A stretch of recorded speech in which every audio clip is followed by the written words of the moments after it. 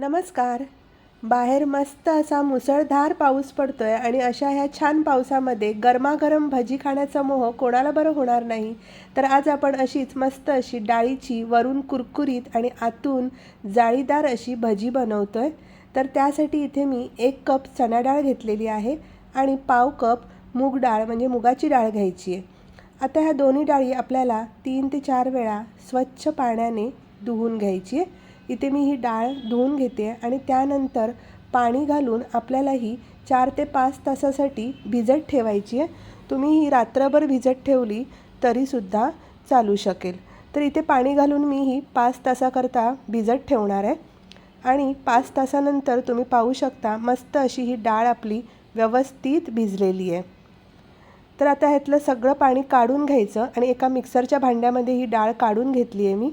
त्यामध्ये 10 ते 12 लसूण पाकळ्या, थोडीशी हळद, पाव टीस्पून इतकं जिरं आणि आवडीप्रमाणे म्हणजे जितकं तिखट हवं त्यानुसार आपल्याला हिरवी मिरची घालायची आहे. मी इथे 4 हिरव्या मिरच्या घातल्या आहेत. चवीप्रमाणे मीठ घालायचं आणि कोथिंबीर मात्र भरपूर अशी घालायची. आता मिक्सर लावून छान असं आपल्याला हे वाटून घ्यायचं आहे. तर इथे पहा हे आपलं भजीचं मिश्रण तयार झालेलं आहे. असं आपल्याला हे वाटून घ्यायचं आहे. जास्त पाणी घालून वाटायचं नाही. यामध्ये तुम्ही 1 कांदासुद्धा बारीक चिरून घालू शकता. आता तेल तापत ठेवायचं आणि हातानेच असे हे भजीचे गोळे तेलामध्ये आपल्याला सोडायचे आहेत. छान अगदी मस्त अशी मध्यम आचेवर आपल्याला ही भजी तळून घ्यायची आहे.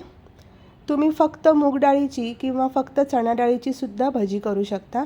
हे पहा इथे आपल्याला मीडियम फ्लेमवर छान अशी सोनेरी रंगावर ही भजी तळून घ्यायची आहे.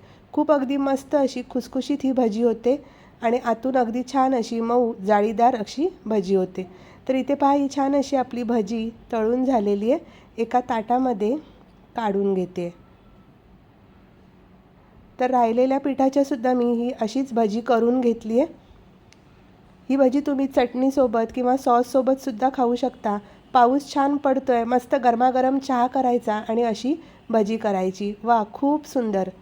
तर नक्की करून पहा अशा सोप्या पद्धतीने ही डाळीची भजी आणि छान असा पावसाचा आस्वाद घ्या. तर इथे आपली ही सगळी भजी अशी छान तळून झालेली आहे. तुम्ही पाहू शकता किती मस्त अशी ही भजी झाली आहे. तर कशी वाटली ही आजची रेसिपी? आवडली असेल तर व्हिडिओला नक्की लाईक, शेअर आणि सबस्क्राईब करा.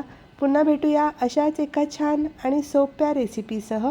तोपर्यंत धन्यवाद.